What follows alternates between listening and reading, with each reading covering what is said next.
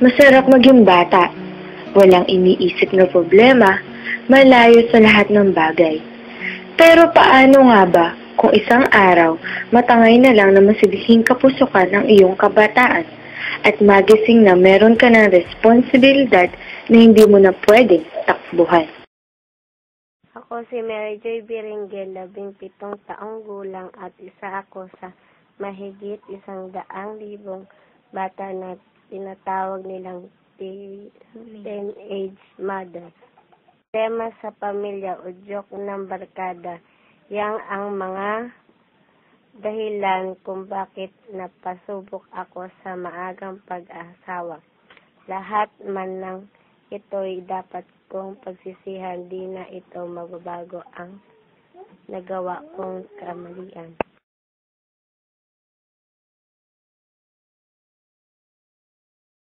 Tatlong oras na biyahe at isang saglit na sakay sa tricycle at narating na rin namin ang kinaroroonan ni Mary Joy.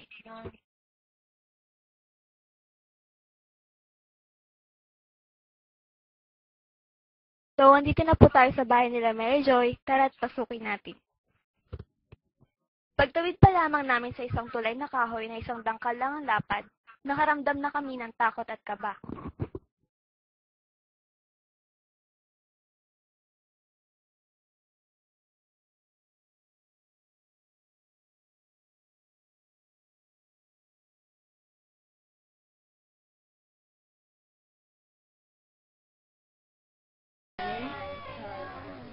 Parang isang probinsya ang aming nasaksihan.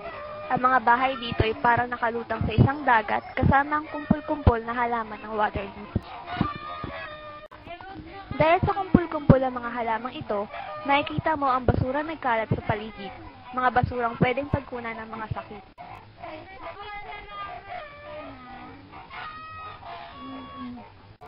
Paano kaya niya tinitiis ang hirap? Paano kaya niya inaalagaan ang kanyang anak sa ganitong kalagayan? Ito ang pang-araw-araw na pamumuhay ni Mary Joy. Mahirap. Dahil dalawa ang inaalagaan niya, bata na nasa kanyang sinapupunan at ang bata na kanyang iniluwal.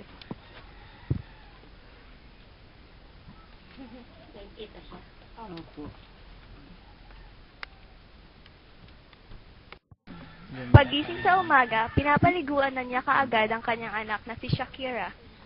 Pagkatapos ay papainumin niya ito ng gatas tsaka makikipaglaro sa kanyang anak. Ganito ang buhay ni Mary Joy. So, kabigat-bigat naman siya. At mukhang healthy. Healthy naman. Tsaka, dito naman siya.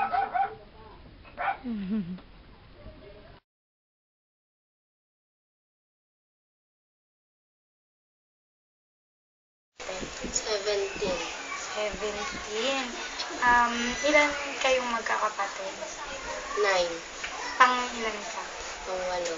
Pang 8. Nag-aaral ka ate? Oo. Ayun, nag-aaral ka ngayon? Hindi na. Hindi na. Nag-stop ka ng third year. Pwede ba naman malaman kung anong dahilan nung pag-stop mo? Dahil lang sa barkada. Dahil lang sa barkada. Pwede mo bang ikwento sa amin ate kung bakit dahil sa barkada? Ano bang naging influensya sa inyong barkada mo? Parang ano lang ako ng barkada. Kasi lahat rin ng mga naging barkada ko nag-stop din. Nag-stop din. So, ate, isa ba sa mga nagalit yung mama mo o yung mga magulang mo nung huminto ka sa pag-aaral mo? Pwede mo bang maikwento sa amin kung ano ba yung naging reaction nila? Sobrang galit ng mama ko. Nakita ko dun sa father ko. Tapos, siyempre nagalit din yung yung papa ko. Kasi stop ako sa pag-aaral. Then, yun, doon ako nagsimula mag-asawa. Mag-asawa. So ate, ilang taon ka na, no? Third year. So, mga 16. Doon kayo nagkakilala nung asawa mo ngayon, nung kinakasama mo ngayon. Kasama ba siya sa mga kabarkada mo, ate? Hindi. Paano kayo nagkakilala? Diyan sa may computeran. Sa may computeran. Tapos, Doon niya ako nilikawan.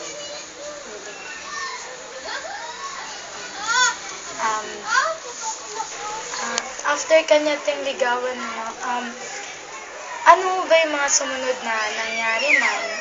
Madalas na ba siyang pumupunta sa bahay niyo? Dumadalaw? Minsan nandun siya sa bahay, tapos alis kami dalawa. Tapos doon na nangyari na yung Ayun. So, 16 years old ka nun. Nabuntis ka na natin, tama? At, sa ngayon mo ba, nagsasama ho ba kayo nung ama ng anak mo? Ilang taon na ba yung asawa mo, ate? 19. May trabaho? Meron. Anong trabaho niya? Construction. Construction. Yung pagko-construction niya ba, ate, sumasapat ba sa pangangailangan niyo bilang mag-anak? Nagkakasya ho. Maitanong lang namin, ate, ilan ba yung kinikita ng asawa mo sa isang araw? 300, tapos pinambibili ng gatas. Tapos yung mga kailangan sa bahay. Tulad ng bigas, ulam, tapos gatas ng bata. araw-araw yun, ate. Ganun yung nagiging routine nyo. Ilan ba yung anak nyo na pinapakain? Siyempre. Isa lang. Ilang taon na ho siya? 9 months. 9 months. So, talagang matinding paggagatas pa po yung binibigay nyo sa kanya. Malaking halaga pa talaga, ate. Gaano kahirap maging isang teenage mom para sa'yo? Sobrang hirap din kasi ikaw gumagawa lahat ng trabahong bahay. Tapos nag-aalaga ka pa. Paano kapag halimbawa, umiyak yung bata?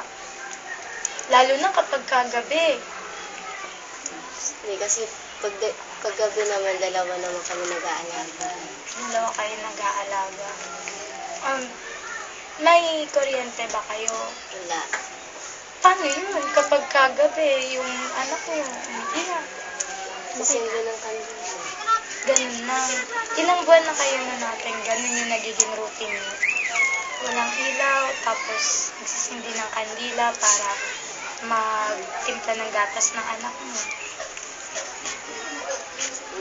Matagal na rin. Matagal na rin.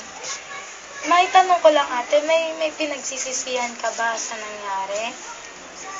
Oo, kasi hindi ko muna in-enjoy maging dalaga. Tapos, nag-asawa ko pa agad. Pero, ganun pa man, ate, no, na sa pagsasama nyo, ilang taon na nga ba kayo nag-asawa, ate? Nagsasama? Wala pa naman 1 taon.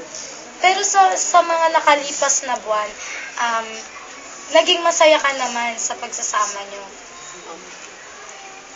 Masasabi mo ba na kahit papano, naging maswerte ka, na ganun yung naging buhay mo? May mga pagkakataon. Nag-aaral ka ba ngayon, ate? Ay. Pero kung halimbawa mabibigyan ka ng tsansa na mag-aral pa ulit, balak mo magpatuloy sa pag-aaral? Hindi mo. Hindi mo na. Bakit, ate?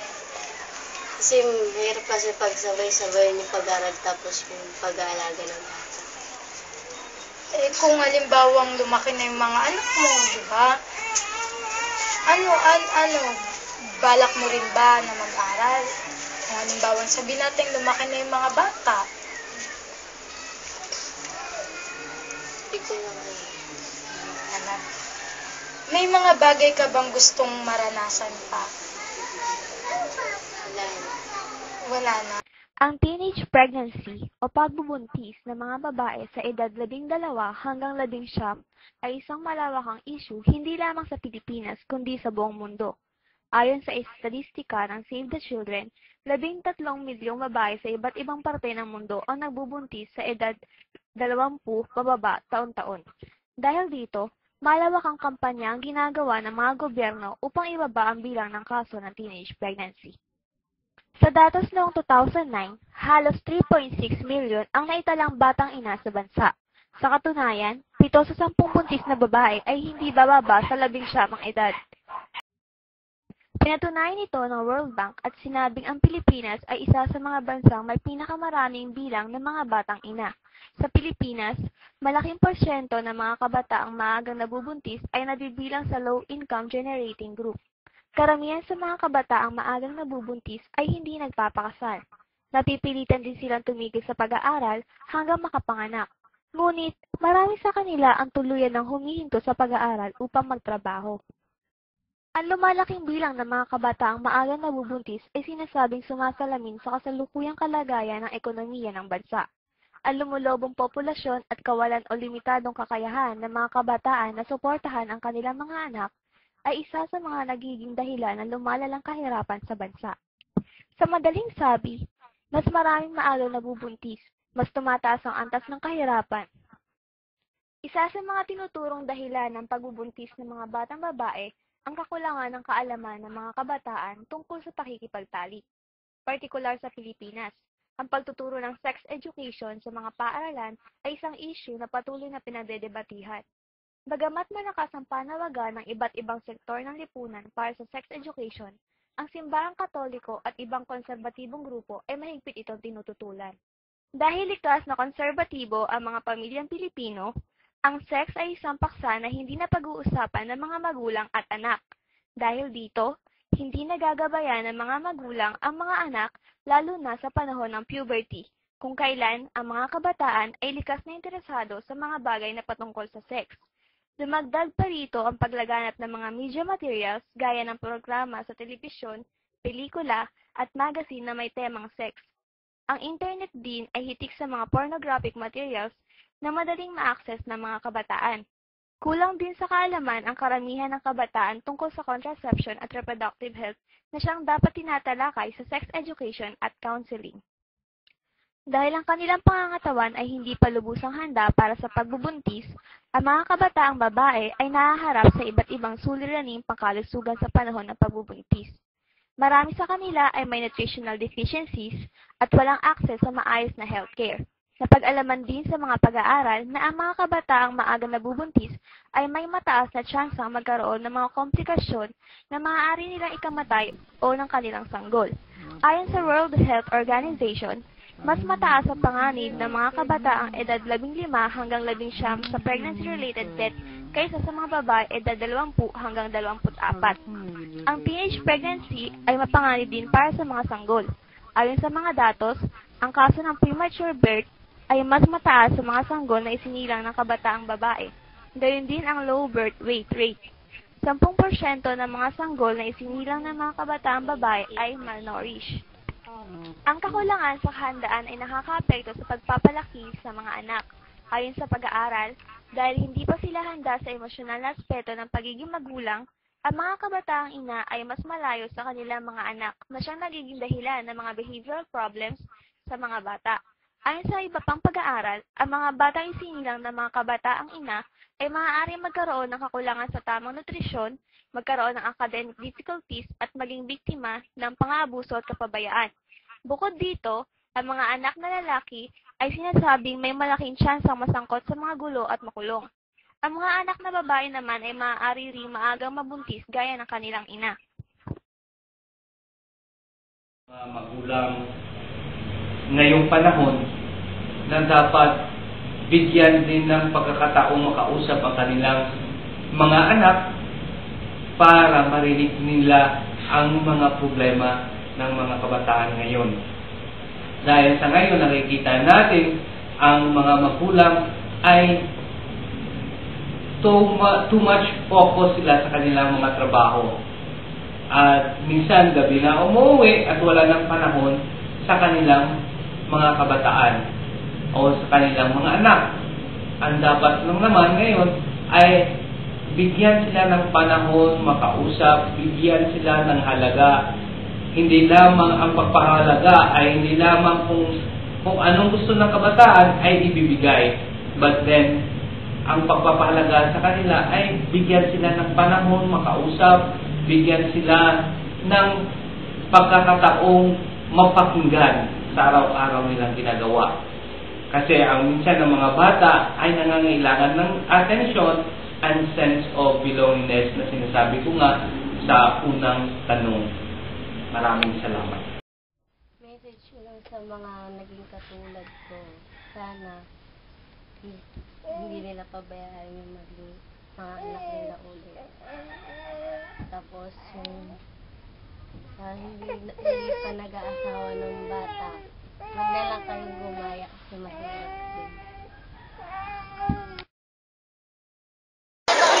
Ako para sa akin, kung ilalagay ko yung sitwasyon ko dun sa tatay ni Mary Joy, siguro makakaramdam ako ng, syempre, una, sakit, tas hirap. Una, sakit kasi makikita mo yung anak mo na humantong sa ganon, maaga nagkaanak, maaga nabuntis. Tapos mahirap kasi, syempre sa'yo umaasa yung anak mo. Pero sino ba namang amang kayang tiisin yung anak? Syempre mangingibabaw at mangingibabaw pa rin yung pagmamahal ng isang ama para sa kanya. Feeling pala na magkaroon ka ng anak sa murang edad, ang hirap pa lang talaga. Kaya siguro, lalo na pag yung asawa mo is hindi naman talaga sapat yung kinikita niya. Kaya para sa akin, natutunan ko dito na dapat talagang pahalagahan at saka pakinggan yung mga sinasabi ng mga magulang natin. Kasi nga, di ba, wala namang magulang na ginusto yung ikasasama ng mga anak nila. Kaya siguro, ayun, mag-aral mo na mabuti. Huwag mo nang gaano dyan. Kaya, napag-isip ko na ang buhay masyadong maikli para sayangin natin sa mga bata. Naalala ko yung sinabi niya na hindi ko na-enjoy yung pagiging bata ko dahil maaga ako nag-asawa. Dito ko naisip na parang masyado pa siyang bata para pasukin yung usapin na iyon at hindi niya na-enjoy yung pagiging bata niya. Para sa akin, unahin muna natin yung mga pangunahing pangangailangan natin tulad ng pag-aaral bago tayo pumasok sa ganun. May documentation na to na hindi pala talaga madali maging batang ina. Kasi sa bahay pa lang, sa pag-aalaga ng anak, mahirap na. Tsaka kapag nag-aaral ka, hindi mo na kayang pagsabay yung pag-aaral mo tsaka yung pag-aalaga ng anak mo. Mahirap na talaga yung pagdating sa bahay pati. Pag sa gastusin, di ba? Mahirap na kapag, yung lalo pa yung asawa mo, wala siyang permanenteng trabaho. So, saan kayo kukuha ng panggastos sa pang-araw-araw? Gipit kayo, kailangan nyo pa ng suporta ng magulang nyo. Kaya talagang mahihirapan yung paglalo pa, mahihirapan ka talaga na magkaroon ng anak at a young age. Grabe pala kapag naging isang batang ina, ang dami mong kailangang isakripisyo, ang daming bagay na kailangan mong i-give up para sa anak mo, na parang natutunan ko kasi dito sa ginawa namin to is kung ano man yung bagay o pagkain isusubo ng isang ina, ibibigay pa niya dun sa anak niya. And dun pa lang na sinubukan namin mag-alaga ng bata, grabe, mas mahirap pa pala siya kaysa sa sinasabi at inaasahan natin. Kapag sinabing mahirap, yung pala, dobling hirap pala yung gagawin mo kapag ginagawa mo na yung ginagawa ng isang ina. At saka natutunan ko na, at napatunayan ko na totoo na mothers knows best. Nasa huli ang pagsisisi. Mga katagang sumasalamin sa bawat taong may karanasan, maganda man o hindi, masaya o malungkot, pero ang buhay ng isang tao hindi lamang umiikot sa mga pagsisisi nito.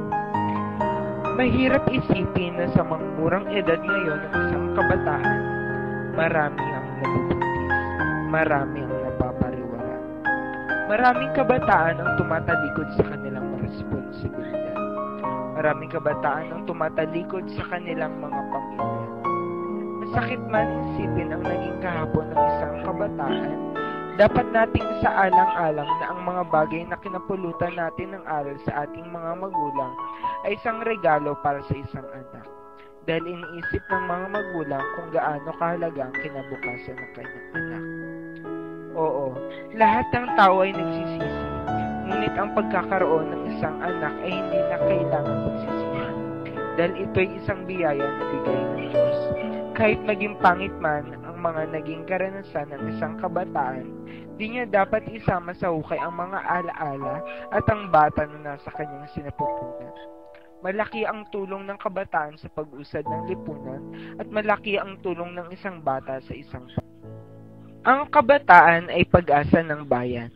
At kami mismo, mga kabataan, ay isa sa mga kabataang tutulong para sa pag-angat ng ating bayan.